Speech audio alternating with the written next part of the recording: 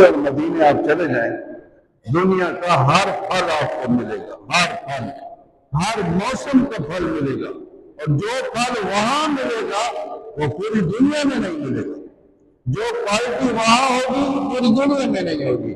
ایک تو یہ دعا حضرت ابراہیم کی پوری ہوئی، دوسری دعا جو آپ نے مانگی فَاجْعَلْ أَفْئِدَةً مِّنَ النَّاسِ، اے اللہ پوری دنیا کے لوگوں کو میری اولاد کی طرف، اس حرمت والے گھر کی طرف مائل فرما۔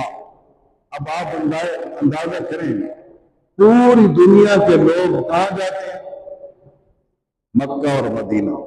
پوری دنیا کے لوگوں کا دل کدھر دھڑکتا ہے؟ مکہ مدینہ۔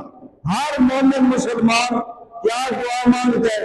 یا اللہ حج عمرہ کرا، مکہ مدینہ دکھا۔ یہ حضرت ابراہیم کی دعا ہے، پھلوں کا رزق بھی حضرت ابراہیم کی دعا ہے۔